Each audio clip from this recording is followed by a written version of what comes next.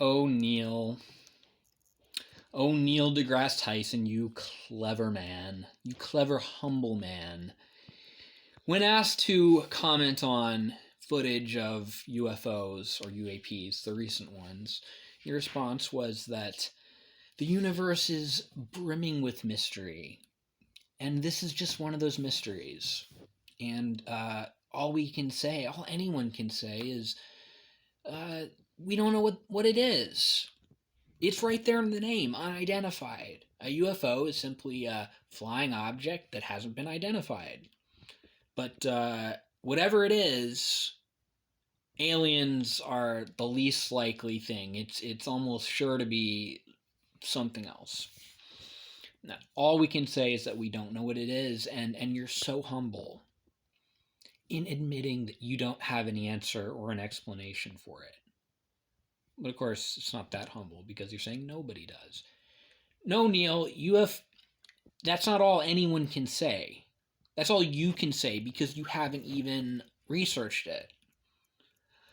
If you had, you might come to the same conclusion that Michio Kaku did, who's also a world-renowned physicist, and he is a believer.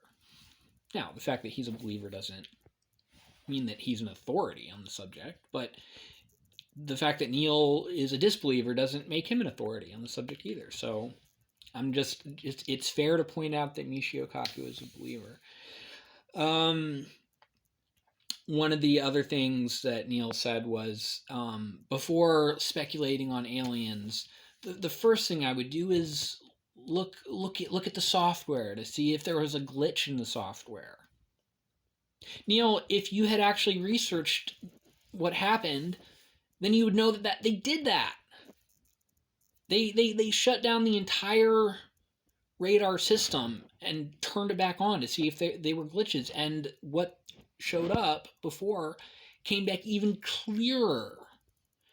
Now, it doesn't mean that it's not worth looking into it again, but you clearly don't.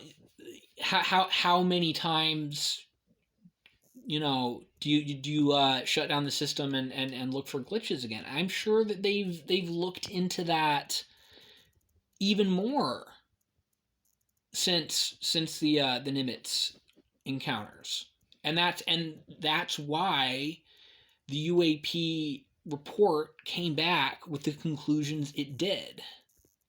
It's because all this stuff was investigated, and they came to the conclusions that they did, that it wasn't a glitch in the software. So anyway, I think that it's important to define what a UFO is and what a UAP is or are. And I like the term UAP more than UFO. I think it's good that we are switching to that, and it's what I'm going to default on more. But because UFO is I want it's tricky. I want to be able to use the term UFO and UAP and in future videos, and if I do use the term UFO or UAP, I'm talking about the same thing. And so I'm gonna make another video defining the terms. And I'm trying to make my videos shorter and more easy to digest. So I'm going to do that in a separate video. And so the purpose of this video is simply a precursor to that. And that is to kind of dunk on Neil and to state that the term UFO does not merely mean an object that's flying that hasn't been identified. It's an object that can't be identified after all conventional explanations have been ruled out. Otherwise, anything that you see in the sky that you can't identify would be a UFO, and the term would be meaningless. So that's all I'm going to say about that. And Neil deGrasse Tyson, you you come across as this such a humble scientist admitting that you can't explain things. No, it's ego, man. It's ego, and it's really sad. I saw him. I saw a clip of him saying that one of the challenges in life is to know enough about a subject to think that you're right, but not know enough to realize that you're wrong.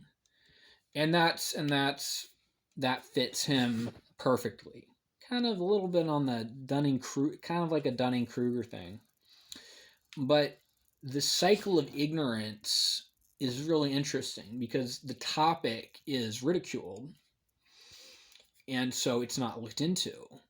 And because it's not looked into, people don't know about the evidence that's there. And because they are not aware of the evidence that is there, they say, well, it's not even worth looking into. So the cycle just keeps going round and round. Another thing that Neil points out is that the evidence should be overwhelming at this point with 3 billion smartphones in the world. Like, we've basically crowdfunded UFO research. Like, there's so many people with phones that they can record footage, and where is all that footage? It exists. Okay, it exists. People do take videos of strange objects in the sky that they can't explain. And a lot of those have conventional explanations that people just aren't aware of. But some don't. But it's there. And the reason that we don't have access to all of it is because there isn't a central repository that it's sent to. No, like who do you report a UFO to? The police, the Air Force, the government, like who and where does it go? That's changing now, at least in this country. In other countries, they have programs like that. They have central repositories. Like France and England and countries in South America, they have agencies that actually investigate UFO sightings, and they actually disseminate what they find. But we don't have that in the U.S. And it is difficult. I found some. I've typed in UFO footage onto YouTube, and it's really hard to find some of the good stuff. But it is there, and I have found some channels that have a really good collection of potential UFO or UAP videos that people have taken. Now, some of those I can easily debunk. Some of them are like obviously asteroids or drones or whatever. Some of them I can't. And I can't really I don't have enough expertise or knowledge of the situations in some of those clips necessary to actually authoritatively say this is legit, this is not. I mean, some of them I'm sure are CGI, but I've seen enough of those clips to think that some of them are legit. And I'm not somebody who could authoritatively say, but I do believe that it does exist and it has gone on the internet, and I'm sure that you show any of those to Neil deGrasse Tyson will say, "Oh well, we can't know. Oh, we can't know. We can't know. We can't know." But it's there, okay? And so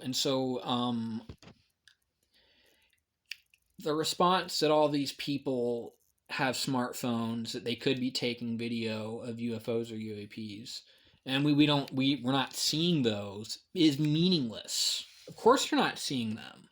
Like, where would you go to see them? And that's changing now. I think that it's certainly in the military.